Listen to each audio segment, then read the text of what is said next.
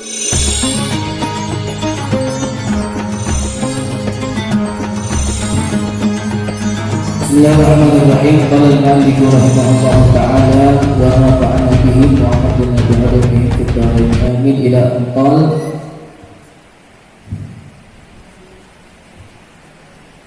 di hadis selanjutnya baginda Nabi sallallahu alaihi wasallam di dalam sabda beliau dikatakan qala sallallahu alaihi wasallam inna min akmalil mu'minina imanan ahsanuhum khuluqan wa alqafuhum bi ahlihi wa qala sallallahu alaihi wasallam khairukum li ahlihi wa ana khairukum li ahli. Di hadis selanjutnya Rasulullah sallallahu alaihi wasallam bersabda, kata Rasulullah, inna sesungguhnya min akmalil mu'minina dari kesempurnaan imannya orang mukmin, sempurnanya orang mukmin dalam mempunyai iman yaitu orang yang ahsanuhum khuluqan, orang yang mempunyai akhlak yang baik. Akhlak yang baik terhadap siapa? Bi fi'lil fadail wa tarkil farda'il. Wa alqafuhum bi ahlihi, yaitu orang yang baik akhlaknya dan yang paling lembut perangainya bi ahlihi terhadap istrinya. Wa qala sallallahu alaihi wasallam, dan juga baginda Nabi besar Muhammad sallallahu alaihi wasallam bersabda, khairukum, kata Rasulullah, sebaik-baik kalian, khairukum li ahlihi, adalah orang yang paling baik terhadap istrinya, wa ana khairukum li ahli, dan aku adalah orang yang paling baik di antara kalian terhadap istriku, kata Rasulullah sallallahu alaihi wasallam. Dari hadis ini Rasulullah memberikan pelajaran terhadap umatnya, yaitu dalam masalah perangai, dalam masalah akhlak. Maka kita ketahui bahwasannya dalam sabda Nabi juga dikatakan innama bu'istu liutammima makarimal akhlak. Sesungguhnya, kata Rasulullah, tidaklah aku diutus kecuali hanya. Kalimat di sini menggunakan kalimat hanya. Innama yang disebut dengan adawatul hasr. Kalau dikatakan oleh Rasulullah hanya, berarti tujuan daripada diutusnya Rasulullah ke atas muka bumi ini tidaklah lain, tidaklah bukan hanya untuk dalam membenahi masalah akhlak. Karena Rasulullah bilang innama bu'istu, sesungguhnya aku diutus hanya untuk menyempurnakan kemuliaan akhlak. Jadi apapun yang Rasulullah ajarkan kepada umatnya, tatkala Rasulullah yang berbicara tentang pendidikan, maka yang dimaksud dari pendidikan itu adalah pembentukan akhlak yang mulia. Tatkala juga Rasulullah berbicara tentang masalah jual beli, masalah muamalah, berarti di situ juga Rasulullah menginginkan di dalam muamalah, di dalam jual beli ada terbentuknya yang disebut dengan akhlak mulia. Apapun tujuan daripada agama kita ini adalah masalah akhlak mulia. Maka tatkala di zaman sekarang yang seperti ini, banyak daripada seseorang yang tidak pernah menghargai dan mereka tidak pernah memahami akan syariat agama, yang mana seorang suami yang mereka tidak mengerti akan yang namanya tujuan daripada pernikahan, maka rumah tangganya yang ada hanyalah tidak ada di dalamnya pembentukan akhlak mulia. Karena dalam rumah tangga pun yang Nabi usulkan, yang Nabi inginkan hanyalah satu, yaitu takwinul akhlak, yaitu pembentukan akhlak.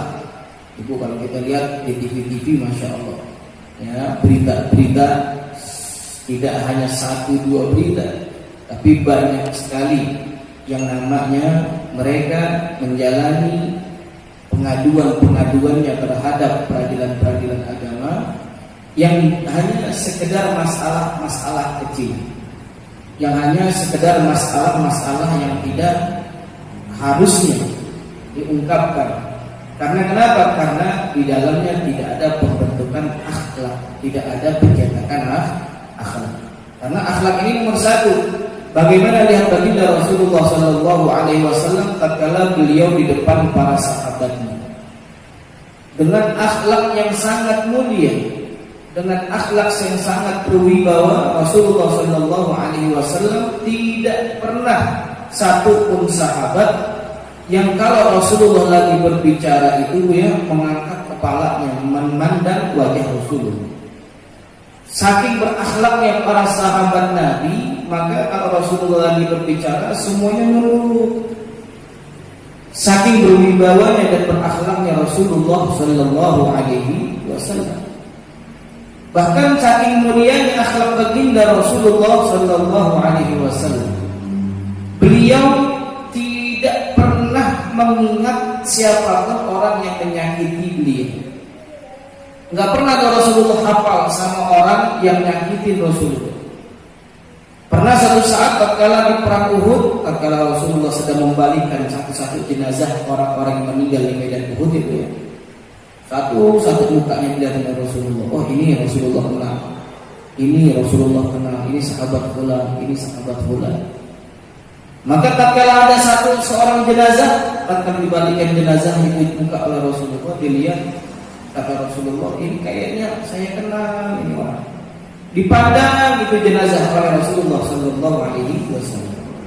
Sampai dipikir oleh Rasulullah, ini muka siapa ini orang, kata Rasulullah.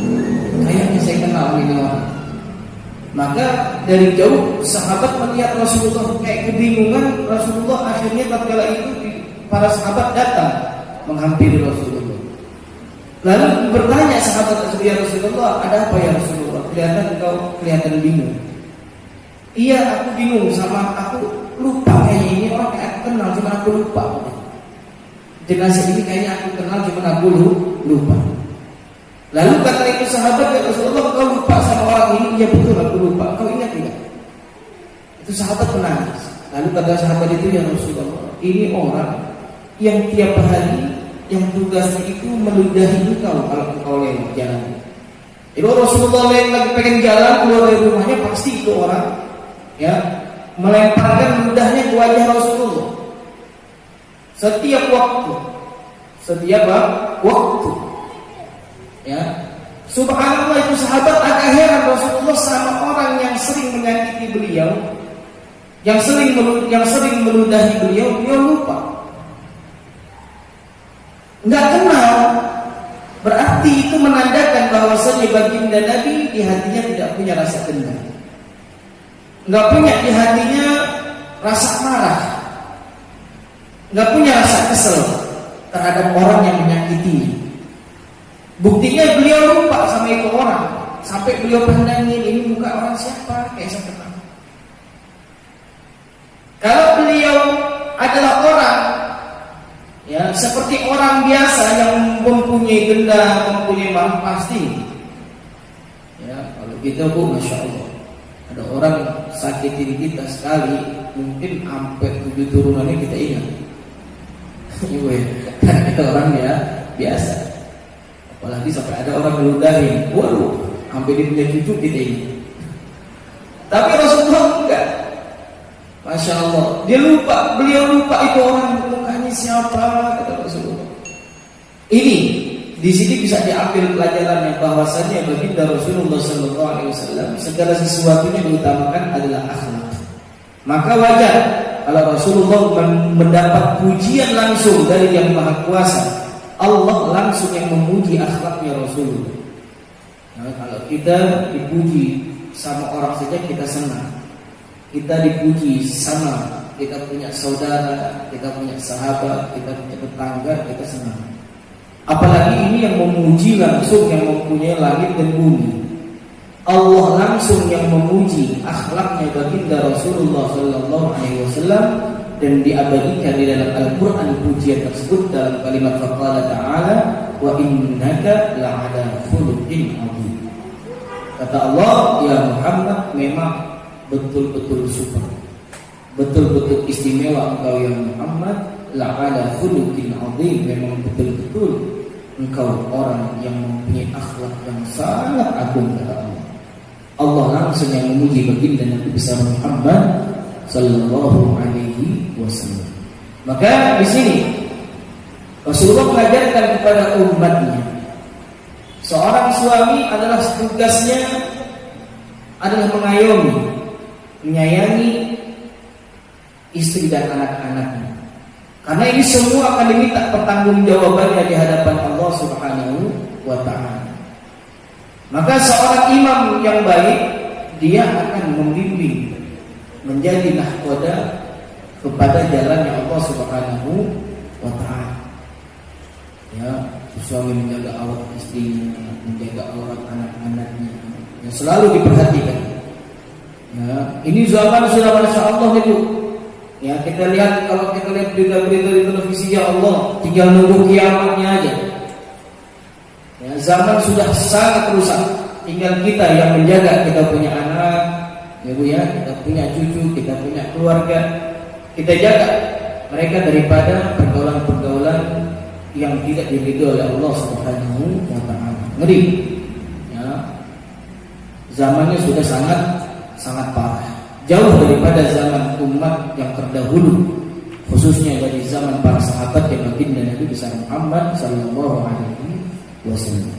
Maka tugas kita untuk kita menyadari akan kita punya anak, kita punya keluarga, untuk kembali kepada fitrah, untuk kembali kepada sunnah baginda Nabi besar Muhammad sallallahu alaihi wasallam. Kita ajarkan untuk bisa menghidupkan sunnah-sunnah baginda Nabi besar Muhammad sallallahu alaihi wasallam. Melalui pencetakan akhlak yang mulia, dari situ akan timbul kesadaran untuk bisa meningkatkan sunnah baginda Nabi besar Muhammad sallallahu alaihi wasallam. Ibu ya, ini maka Rasulullah mengajarkan, kata Rasulullah, khairukum khairukum li ahli. Orang yang paling baik dari umat Rasulullah bukan laki-laki yang berani di medan perang, bukan laki-laki yang berani mengangkat pedang, bukan laki-laki yang berani untuk menantang lawannya, bukan. Tapi di mata Rasulullah, lelaki yang paling baik itu adalah khairukum khairukum li ahli. Adalah seorang laki-laki yang sangat menjaga akan istrinya, itu adalah umat baginda Rasulullah sallallahu alaihi wasallam yang paling dibanggakan oleh baginda Nabi besar Muhammad sallallahu alaihi wasallam. Maka kita jaga keluarga kita, kita jaga anak-anak kita jaga sanak famili kita. Jangan sampai terkena yang namanya pengaruh akhlak-akhlak yang tidak baik, akhlak-akhlak yang salah jalannya, yang jauh daripada jalannya Allah, jalannya sunnah baginda Nabi besar Muhammad sallallahu alaihi wasallam.